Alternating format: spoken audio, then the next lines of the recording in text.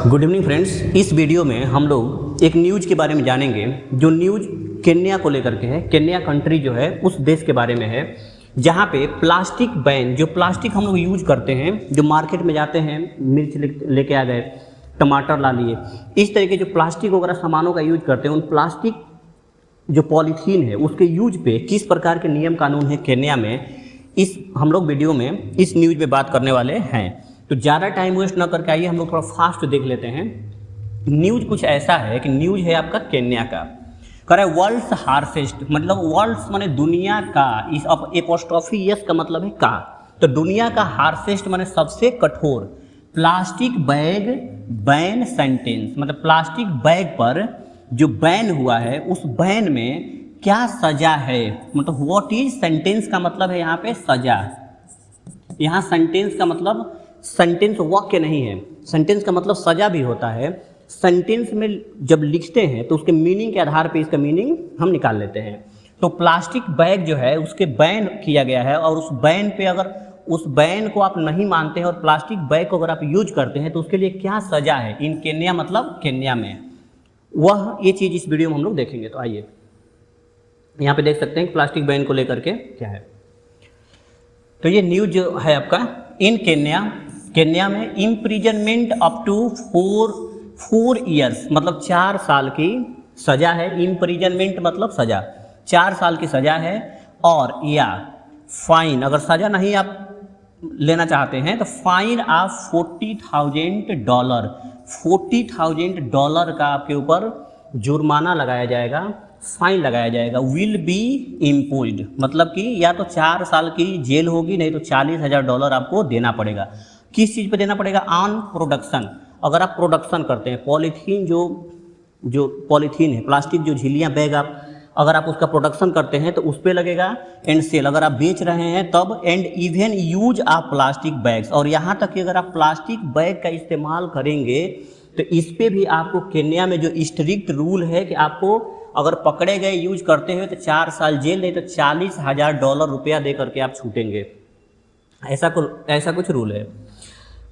This is the world's harshest law, और यह माना जा रहा है कि दुनिया का सबसे हार्शेस्ट लॉ है। हार्शेस्ट माने सबसे कठोर, हार्शेस्ट मीन सुपरलेटिव, सबसे कठोर नियम है, नियम कानून है। इट्स एम इज टू, और इट्स एम माने इसका उद्देश्य है, इज टू रिड्यूस माने कम करने का, है ना, घटाने का।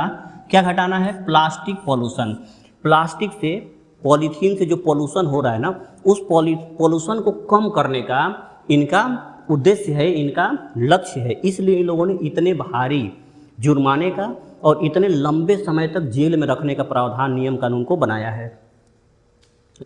नेक्स्ट देखिए, इसमें Kenya has joined more than 40 other Nations that have banned. तो कह रहे केन्या हैज ज्वाइंड, और केन्या ने ज्वाइन कर लिया। क्या ज्वाइन किया है? मोर देन 40 अदर नेशंस, 40 से ज़्यादा अन्य देशों को, राष्ट्रों को, दैट हैव बैंड, जो लोग बैन कर दिए हैं, जो लोग बैन कर चुके हैं।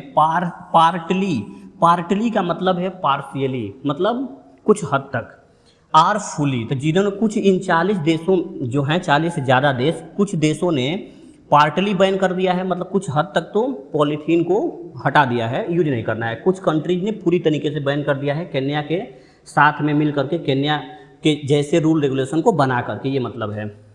Fully use of plastic bags, मैंने प्लास्टिक बैग के इस्तेमाल को इन 40 अदर कंट्रीज ने ख़त्म किया है, ठीक है, पार्शियली या पूरी तरीके से। केन्याज इन्वायरमेंट मिनिस्टर, जो केन्या के, यहाँ एपोस्ट्रोफी का मतलब है के या का, तो जो मीनिंग निकलता है निकाल लेते हैं। तो केन्याज इन्वायरमेंट मिनिस्टर, माने केन्या के जो एनवायरमेंट, जो पर्यावरण, जो मंत्री है, जो मिनिस्टर हैं, has said, present perfect tense है ना, ये सिंगुलर है तो हैज लगाया, हैज सैड, उन्होंने बोला है या बताया है। क्या बताया है? दैट की this ban is in the interest of the nation, यह जो बैन लगाया गया है, दिस बैन सब्जेक्ट है, सिंगुलर है तो यहाँ पे इज लगा दिया, तो this ban is in the interest, यह बैन केवल राष्ट्र के लिए लगाया गया है, मतलब देश को बचाने के लिए और देश के हित में इस बैन को क्या किया गया है?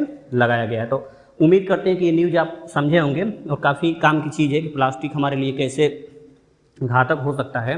इसमें अच्छे से बताया गया। और अदर कंट्री जो रूल रेगुलेशन बनाते हैं, कैसे इम्प्लीमेंट करते हैं, ये हर कंट्री के पास होना चाहिए। जो भी रूल रेगुलेशन बना है उसको ठीक से इम्प्लीमेंट हो, है ना। अगर इम्प्लीमेंट नहीं होगा तो उस रूल रेगुलेशन कोई मतलब